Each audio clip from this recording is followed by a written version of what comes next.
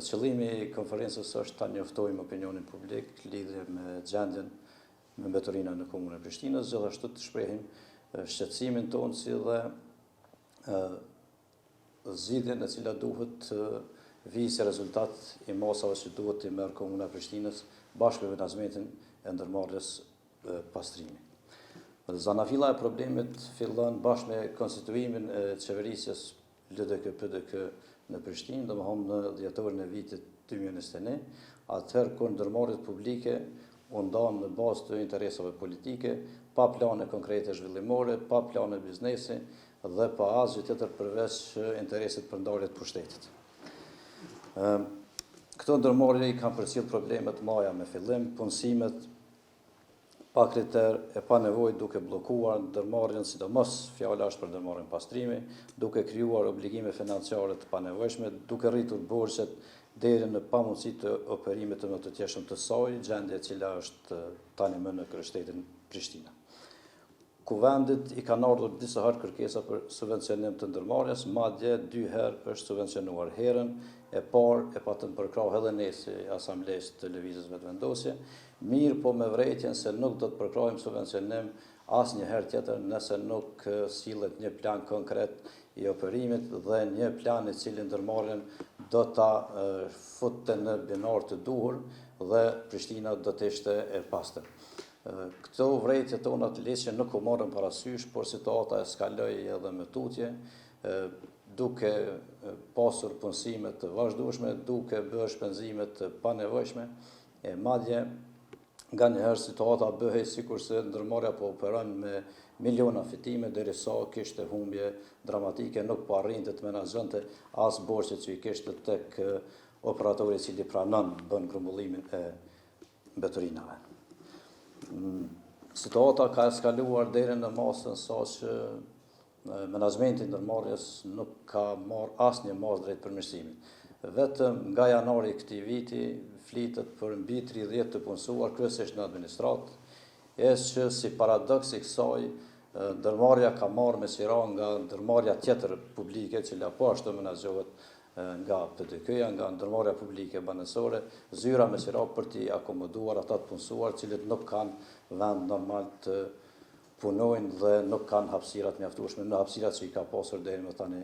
ndërmarrja. Ne si lëvizje vetëvendosje pa të paralajmëruar një situatë të tillë para gati 4 viteve, kur në 100-diqin e fillimit të qeverisjes PDK-LDK pa të ndërmarrë një aksion simbolik me hudhjen e mbeturinave para komunës, duke paralajmëruar se situata në ndërmarrje në menaxhim mbeturinave në përgjithësi në Prishtinë po eskalonte dhe po shkonte drejt një situate dramatike. Ky paralajmërim i ynë nuk kishte marrur fare parasysh dhe tani më situata ka ardhur këtu ku jemi sot. Ne mendojmë se njësoj sikurse menaxhmenti i ndërmarrjes bashkëfajtor është edhe komuna e Prishtinës. Këta të dy bashkë nuk po gjejnë mundësi për bashkëpunim dhe nuk po koordinohen në drejtim të hapave të meneheshme të urgjent, të cilët e nxjerrin situatën nga këtu ku është dhe Prishtinës ja kthejnë atë që e meriton, pastërtinë e saj që është element kryesor dhe është kërkesë kryesore banore të Prishtinës. Asnjëherë kryetari Rama e as LDK-ja nuk është marrë seriozisht me këtë problematikë. Derisa ishim bashkë në koalicion PDK dhe LDK, të dyjat i patën përkrahur të gjitha propozimet dhe të gjitha veprimet e gabuara që i sillte menaxhmenti i komunës Prishtinës. Madje në vitin 2023 patën votuar bashkë një ndryshim rregullores së vjetër, e ku patën futur edhe një mundësi që në Prishtinë të angazhohen edhe operatorë privat. Kjo situatë nuk e nxorri Prishtinën nga mbeturinat, por e thelloi edhe për më keq situatën. Përveç që u shpenzuan miliona euro, situata nuk u përmirësua me mbeturinat, por u përkeqësua edhe më shumë. Vërejtjet tona ishin se po të investoheshin ato mjete në ndërmarrje, sot gjendja do të ishte krejtësisht tjetër dhe për këtë do të ishin dëshmitar natyrisht të një pozitiviteti shumë të madh krahasim me gjendjen që është sot. Komuna duhet të mundsoj së zbatuari vendimin e kuvendit për ndryshim të rregullores që ja kthen të drejtën për inkasim të faturave ndërmarrjes dhe jo kjo të bëhet nga komuna e Prishtinës siç është bërë deri në votimin e fundit nga kuvendi, kur është ndryshuar neni përkatës. Madje ky vendim i Kuvendit e ka marrë edhe dritën e jeshile nga Ministria Përkatëse, është vlerësuar lëshmëria e tij dhe pezullimi që e ka bërë kryetari Rama është i padrejtë, është i pa bazë ligjore, madje edhe dërguarja e kësaj çështje në gjykatë për të vonuar dhe për të krijuar kaos në lidhje me mbetërinat në Prishtinë është qëllim i kryetarit Rama. Nuk e di saktësisht pse, por nuk ka shpjegim tjetër. Natyrisht, bashkë me akuzat dhe bashkë me shpërfaqjen e kësaj gjendje, ne do të kemi edhe propozimet për zgjidhje nga situata, që mendojmë se hapi i parë dhe natyrisht më e rëndësishme është ndërheqja menjëhershme e menaxhmentit të ndërmarrjes për të liruar rrugë të krijimit të një menaxhmenti tjetër dhe për të vërtetuar atë se ai menaxhment ka dështuar në menaxhimin e mbetërinave dhe bashkë me Komunën e Prishtinës e ka sjellur ndërmarrjen buzë falimentimit. Komuna sa më por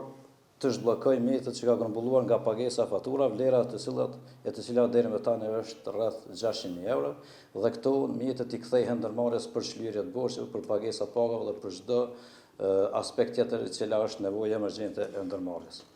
Dhe hapi i fundit, por më i rëndësishmi, është bashkëndimi urgjent i këtyre hapave në mes komunës dhe ndërmarrjes dhe hapja rrugës për daljen nga situata para se të përhapet ndonjë epidemi apo ndonjë smundje e rëndë, për shkak se po futemi në